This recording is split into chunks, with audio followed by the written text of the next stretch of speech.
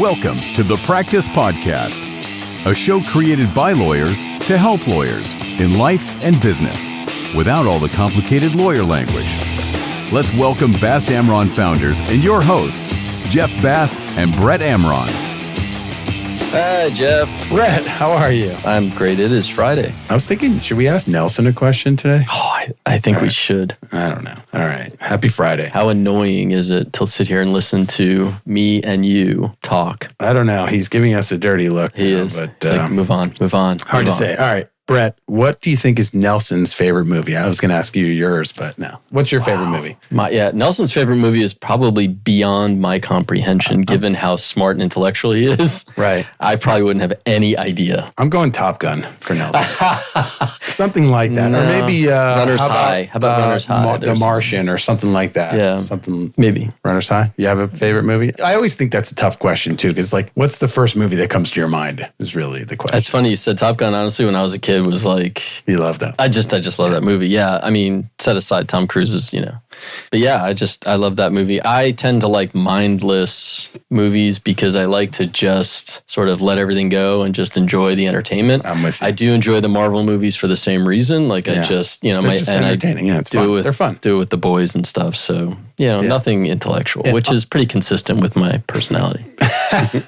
On that theme of movies, like I love the Guardians of the Galaxy movies. Yeah, they're really fun. They're action-packed and they're funny. Well, right. I mean, if you watch Iron Man, right? I mean... Also funny. It's just funny. And, anyway, I thought well done most of the movies. But Nelson, you want to share yours? Shout it out, man. What's yours? Just yell it. Shout it out. Yell it. Say it. Come on. We can't get him to talk. Come on. Say it. People are dying to hear from you. He's about to. Say it. Their favorite movie? Yeah. It is? The Road Warrior. Road Warrior. Warrior. Okay, all right, good. We were in the right. We were in the dystopian future. Not to add one, Shawshank Redemption for me. Shawshank. Also a winner. I'm curious to hear our guest. He's sitting there quietly, but... I would say mine's a classic. I have two. It depends on the genre. Okay. Godfather, to me, I could watch it. Anytime it comes on, I can't not watch it. Yeah. And then I would say, because I love comedies, Animal House is nice. Oh, my God, yeah. There's not a wasted scene Animal in that House. movie. I'm with you. It's excellent. I'm with you. I would go, for me, it's probably Fast Times, and we're talking about comedies. All right, maybe we should tell people who this mysterious No, I think we should just go and just do this the whole time. Guess. We now know that unlike, we're not like smart listeners. I mean, everyone knows that they've read the podcast description, so they know. They came to this episode because they know who you are. But interestingly, I guess Smartless has the same thing, and they actually did that. They said, it's interesting because we're doing this, and, they always, you have to guess who the other two have to guess, and the listener already knows because when it's put out, it's obviously the name is on there. So that's still fun for them. Anyway, our guest today. Yeah, can I guess? Take a guess? Our guest today is Elliot Basner. Oh, I was going to say that. Yeah. Oh my God. Elliot is an attorney and the former vice president and associate general counsel of Chewy Inc., Chewy, the pet product company. He has been with that company since March 2017, so I guess he was there from 2017 to 2024. He also served as Chewy's interim general counsel, where he led the legal risk and corporate responsibility team, overseeing all aspects of Chewy's legal, compliance, risk, insurance, and ESG functions. He has more than 25 years of legal experience with wide-ranging expertise in marketing, intellectual property, technology, commercial transactions. I'm not going to read this list, just goes on and on. It's like a page of skills. We'll add them to the show notes. Yeah, but he previously held several leadership roles at Diageo, the alcoholic beverage company, including senior vice president and associate general counsel, where he spent 15 years. And he has a bachelor's degree in environmental economics. I'm interested about that. From the University of Michigan. Congratulations on your national win. Go Blue. Yeah, there you go. And JD from Cardozo School of Law. Welcome, Thank Elliot. you. I'm excited to be here. Okay, you just kind of threw that at the end. And JD from Cardozo School. Cardozo, well, great school. when you compare it to Michigan and the national championship. Well, that's true, right? So, I agree. So I get it. welcome. Welcome, Elliot. Excited Great to have you here. Thanks for having me. So first of all, let's dive right into the economics. Yeah, you want to talk about environmental economics? Yeah, it was interesting. At Michigan, I didn't really know what I wanted to study. I probably look back and still really don't know what I really wanted to.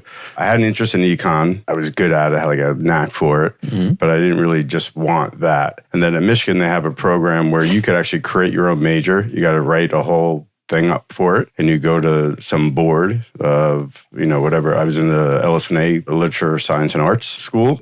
You go in front of a board there, and you pitch whatever your major is. That's awesome.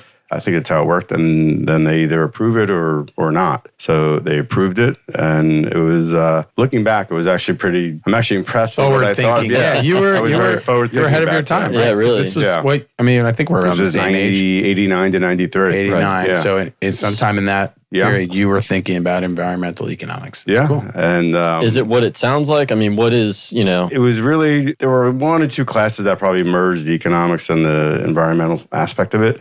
But it was really probably more of an econ major with an environmental minor is probably really what it was. Can you make your pitch right now to us as if Brett and I were the board? I'm kidding. Well, now it's an easy one. Now you got the whole world looking at it. That's right. Yeah. And here in Miami Beach. And we're still not doing a great job. Or Miami, it's even more important. Yeah. So. All right. So you go environmental economics, law school, and then did you go straight to in-house or did you practice as I took a year actually in between college and law school. I needed a break. Smart. So I was on a program I found called OTSMA, which was... What's it called? OTSMA. It was a year in Israel where the federation of the city where you live will send you over. It was like me and about 120 other people my age. And you lived and worked on a kibbutz for 3-4 months. Then you had a choice of where you wanted to, like a million choices where you wanted to work and live. I ended up in an Ethiopian immigration center. Wow. In Kiryat Gat, which is like an hour south of Tel Aviv. Wow. Which was unbelievably fascinating. What an amazing really cool and wild. It had to be. Yeah, it was. If you don't know, in the late 80s, Israel went into Ethiopia in one night and airlifted a whole community of Ethiopian Jews who I guess were being persecuted.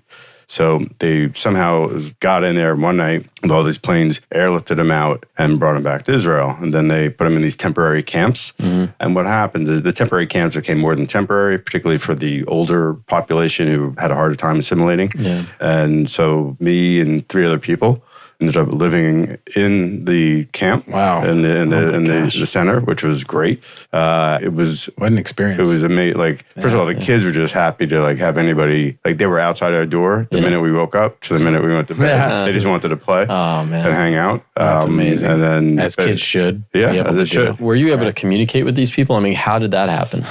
We tried. I mean, the language obviously is a huge barrier, right? And then... You tried. I mean, my Hebrew wasn't great. Right. Someone who was in our group with much better Hebrew, so that helped. But did the Ethiopian Jews that came over, did they speak Hebrew?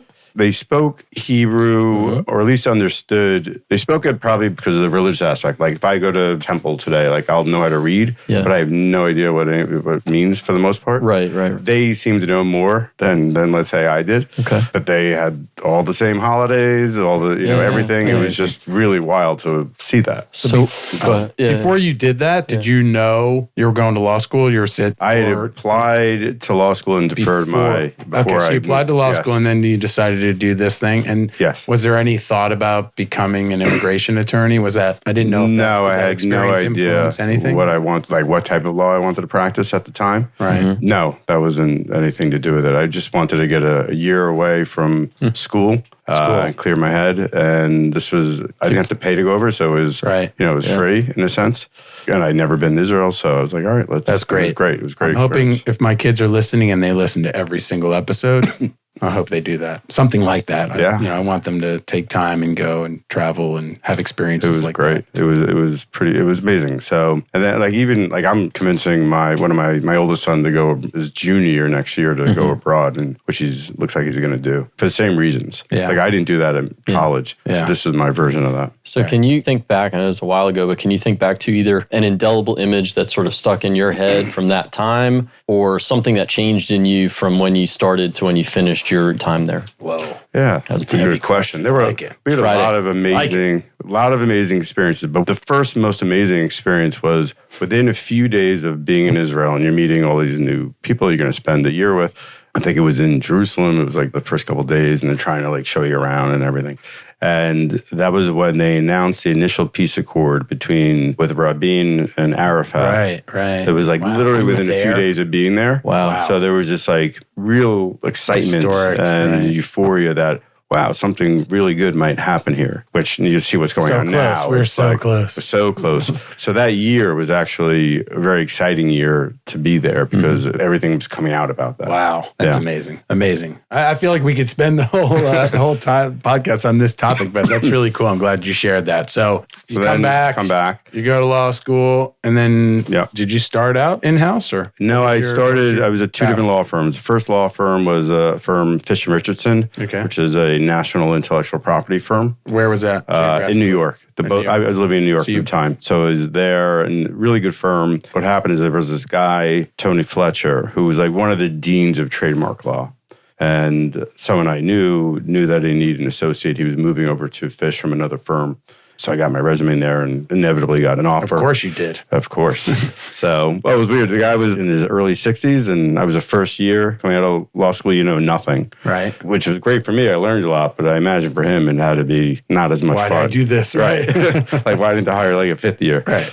And it was great. So I learned a tremendous amount. And he literally wrote a book every year on trademark law that everybody in the U.S. trademark profession, they would show up at this conference every year. And they put his speech at the end so everybody would stay to the end. Because he knew everything. So, and I helped him a little bit, right? You helped write the book. You wrote the book on trademark. That's good. Yeah. Well, just a little bit. Did you at least get a mention in the notes or anything? I think I got a thank you out of it. So I think we need to go back to the introduction in production here. Right. And we need to add that in. The book. He literally wrote the book. This guy wrote the book. I don't want to take Tony's thunder, but of course I did everything. No, he did everything. So I was there for a couple of years, and then I moved to a firm called Darby & Darby, which was an intellectual property law firm. Right. At the time, it was just New York, but they'd been around for, I think, over 100 years. They were pretty well regarded. So I was there for another 2 to 3 years. And then that's when I moved in-house to Diageo. Now, we're always curious about people's path. And so what caused you to move to in-house? You're practicing law, you have the specialty, things seem to be going well. It's a good question. I really didn't like private practice. At the time, I was doing a lot of litigation and discovery, and I didn't really love it, and two, as a result, I don't think I was very good at it. Right. I'm not like a natural brief writer. Like writing briefs was hard for me. Painful, right? You do it, but... Right. You do it, but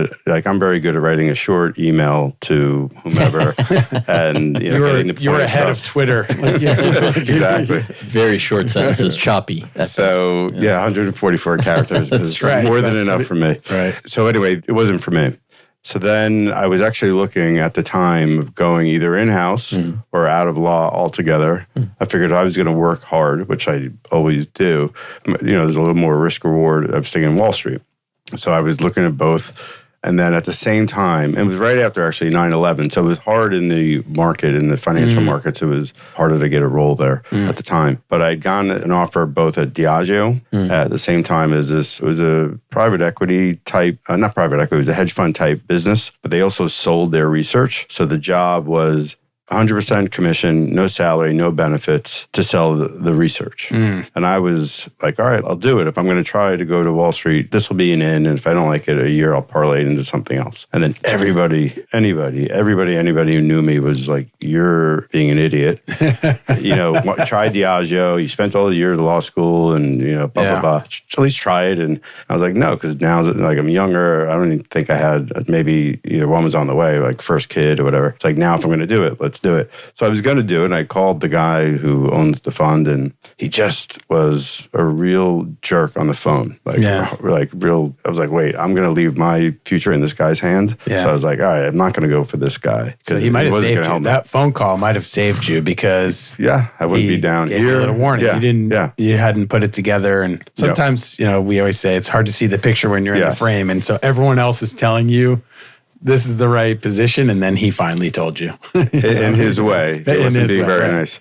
So I was like, all right, so I'll try the Diageo thing, but I'll keep looking in Wall Street. And I ended up really liking going in-house. Yeah. It was much more fit my skill set a lot and better. Your personality, and too. my personality. No brief writing. No brief writing. Right. Or I could review briefs if there were litigations and maybe mark them up. But I didn't have to sit and draft them from the... So I just want to go back for a second. Yeah. Before Diageo, because I'm always curious curious as well about how people get in certain practice areas, right? Sometimes it's like, well, I just kind of found something because I knew somebody, or man, I really had a passion for this.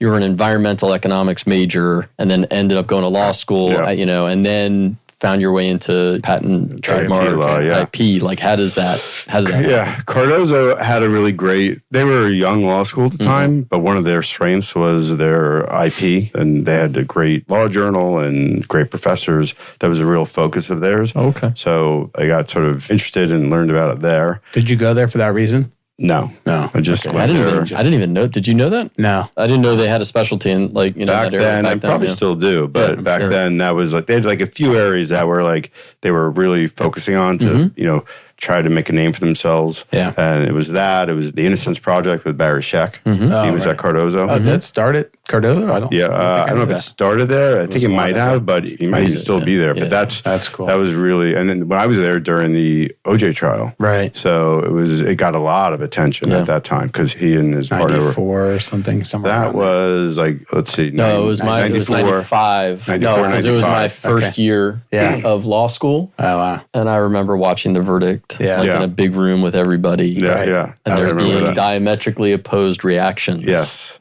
To the verdict being read. That was, that's something you remember. Like I remember it. Where you were. I remember it vividly. I was clerking, so I remember watching it in the TV in the courthouse. It was so funny. I mean, what a time that was, right? I mean, it was crazy. It was the most famous trial of all time. Yeah. Probably still. So we don't have those moments anymore because it's all right here on our phone. There, and you get the instantaneous updates, right? Everything, right. Yeah. So even the ruling today out of Georgia, right? Like that came immediately, came this morning, like super quick. And it was immediately on TV and everything online. Yep. So I want to, since we're going backwards, you're practicing law in IP litigation department in New York. What kind of hours? Like what are you billing? You're billing how many hours a year? Do you remember? I think it was around 2,000 hours. Oh, that's not wasn't crazy. awful. It was. They weren't like monster big law firms that would, and you did the corporate thing where in there back in the printers and they would go to the printers and everything. They were more medium sized to small, or more medium sized. It wasn't as killer. It was, you worked hard. You were there at nights, but it wasn't killing you. So and how was the transition for you? You go in house. It's totally different. Obviously, no billable hours, but tell us about the transition. Well, that's one of the best things you realize right away is that you don't have to, write down your time. For me, it was great because you have the same background, right? The legal background, the IP marketing background, but it's a very different job. So all of a sudden you're working with all the different business teams that you're supporting. So it was the marketing teams, the innovation teams, the commercial teams, sales teams, whatever. And for me, what I love about being in-house still is you're part of something and you have an immediate impact and you're helping grow it. And then your decision has, like, your neck is on the line, which I enjoy that. I like being in the middle of it, in the heat of it, and the challenges, trying to figure out a solution and going and taking on risk, whatever it is. So to me, that fit my personality and my skill set a lot better. You also have authority. People are looking to you and saying, "Hey, can we do this? Or how do we do this?" Yeah, which is actually weird because when you're at a law firm, right, most people there are lawyers or paralegals and much more senior to you, and you don't recognize that. All of a sudden I go in the house. And then everybody's like looking at you and they're like, "Oh, he's the lawyer." Like, and I don't recognize that. Like, I don't realize that it's very common look at for me us. like that. Right. You're looking around going, "Are they talking to me?" Yeah. In a law firm, you're one of, and there you're just the one. Right. Yeah. So it was a really, it took me a while to get used to the fact that people actually viewed me in a category that, and then partly because maybe they were nervous to come to me, which to me is like, I don't understand that. Right. So I feel like sometimes in business, and I'm curious your take on it, being in-house, obviously I've not been in-house, but being in-house, being the only lawyer, a lot of business people view lawyers as like, man, they're going to tell me why I can't do this, as opposed to, we're in this. Like, we're the business people. We're putting this together and blah, blah, blah. And okay, let's go ask the lawyer. Did you feel that? Or like, did you feel any pressure to be like, okay, I'm not saying no, but here's what we need to do to make sure we can get it done? Yeah, you learn early a couple things. That, first of all, depending on whatever the person is in the company, some people are very good. They love working with lawyers. They've had good experiences. And there are other people who either are scared to or hate it. Yeah. And you sort of just you'll figure out very quickly who's who. Right. And then you got to sort of make sure you're still working with them and they're involved where you should be. What I think I'm pretty good at is the commercial aspect of it. Mm-hmm. So always trying to figure out a solution, or at least understanding, hey, we could live with this risk. Don't worry about it. Even if it hits us, we'll deal with it. It's not a big deal. So I think if anybody in-house is good at that, then I think people are more likely to, it's not an issue. They're not like, we got to go to that lawyer who, is always giving us a hard time. At times you got to say no. You're practical, right? Yeah. Which is good. People want to know that they can do something, and it's not about risk elimination. It's about risk mitigation, right? It's understanding the risks and evaluating them. Yeah. And if you look at it, if there's an amazing idea that could, all of a sudden you can make $100 million, but you might have a $5 million litigation. Right. All right. That's probably pretty good. Yeah, we'll take that. We'll take that risk. Yeah. Yeah. But if it's a horrible idea and you're going to get, class action. Tank the company, like, I don't think I'm going to do that. SEC violation, There's certain things you can't do, right? You can't mess around with the SEC, anything criminal, but everything else, let's talk about it. We'll figure it out. Right. Fantastic. I just want to note, drop a pin in I love the risk mitigation. Risk mitigation. Yes. I love that. Yeah, because you're trying to get another done, right? Brilliant. Like that? All right.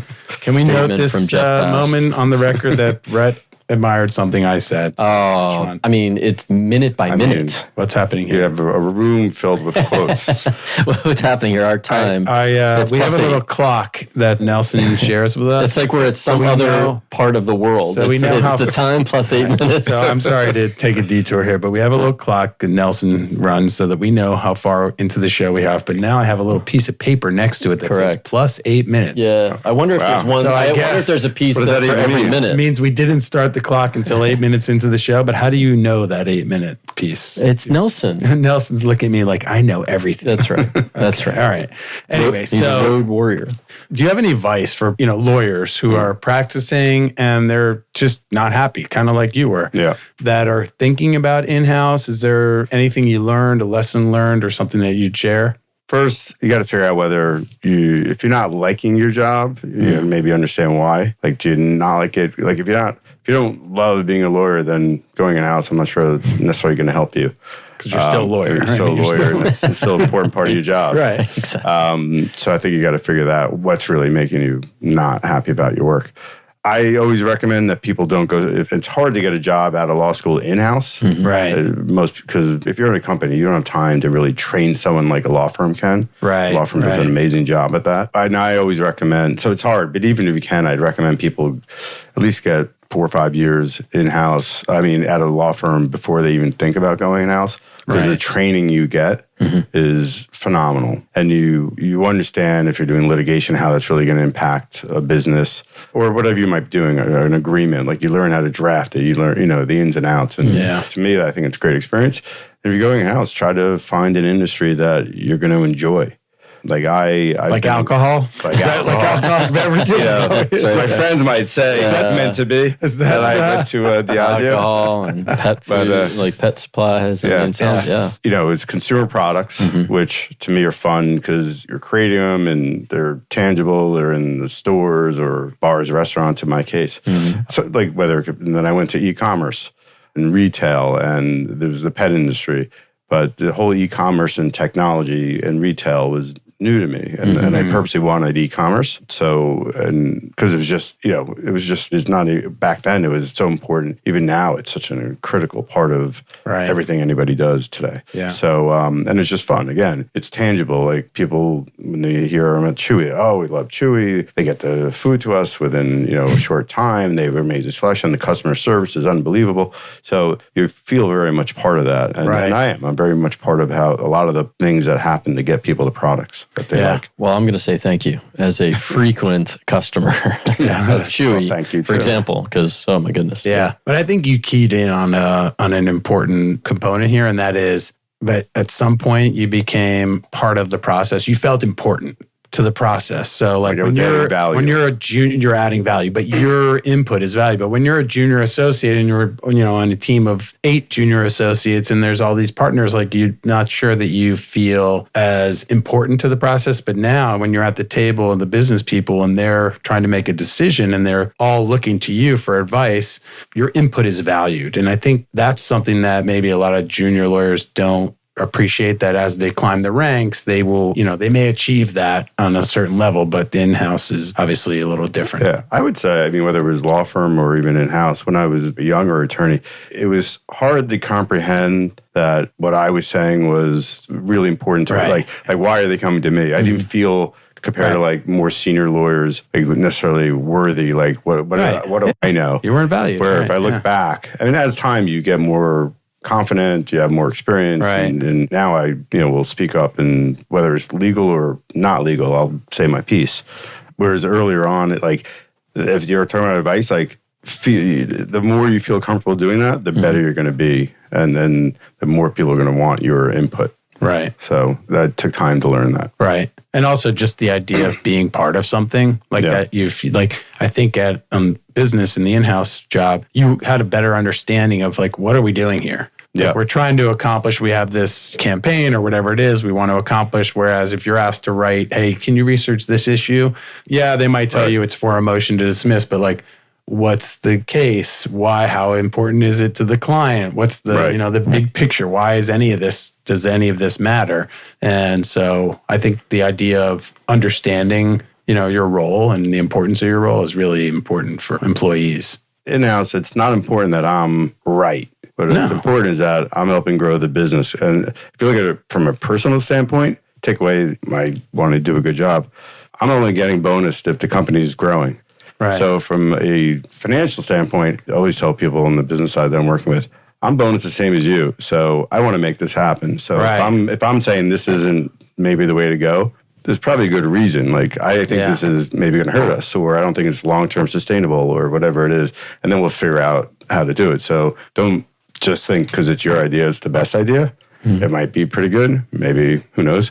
But there might be some issues that you think about, and let's figure that out. So it's always interesting because, we talk about here the difference between working at a firm, and there's so many differences working in-house versus working at a firm. But, you can be a senior partner in a firm. To me, that's equivalent almost to being a general counsel, right? Because you're the one at the top of the food chain. There may be other lawyers working underneath you, even if you're in-house.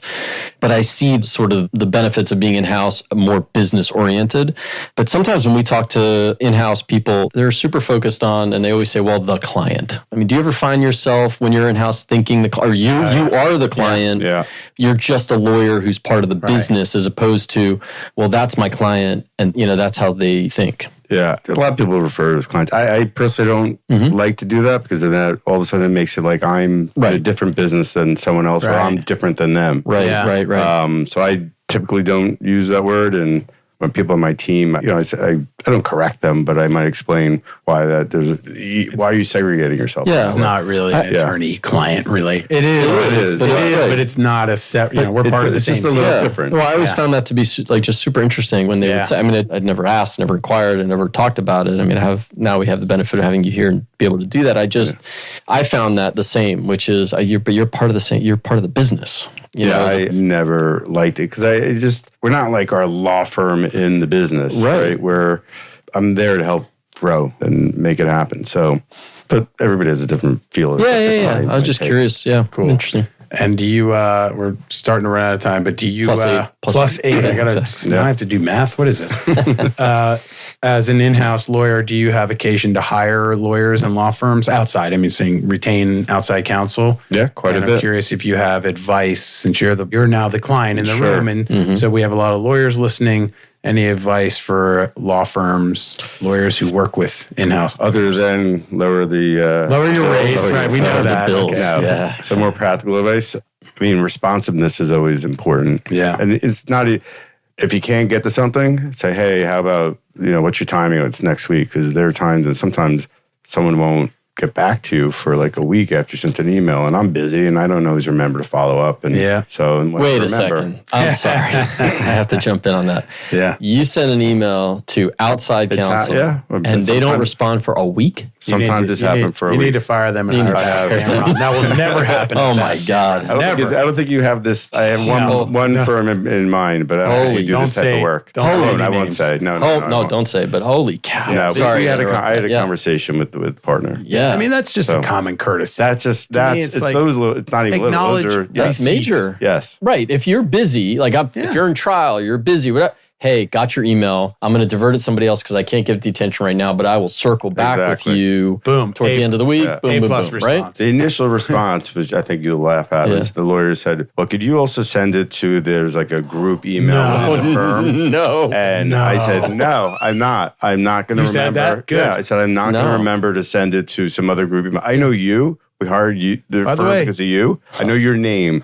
Your name easily comes up. I type in 3 letters and it comes up. I press OK.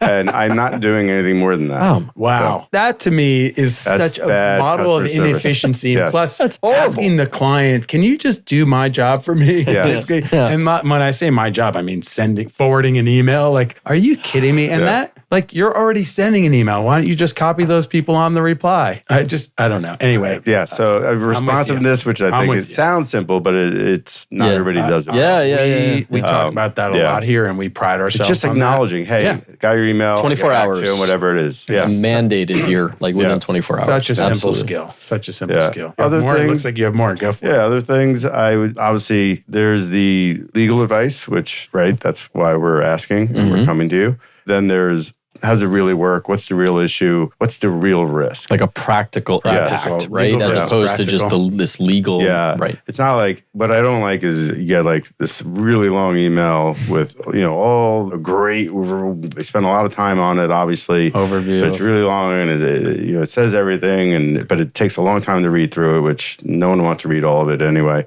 And then they don't even give necessarily a recommendation. And you're hitting on all of our pet peeves here because we're always saying to the client, don't send the client an analysis and say, what do you think?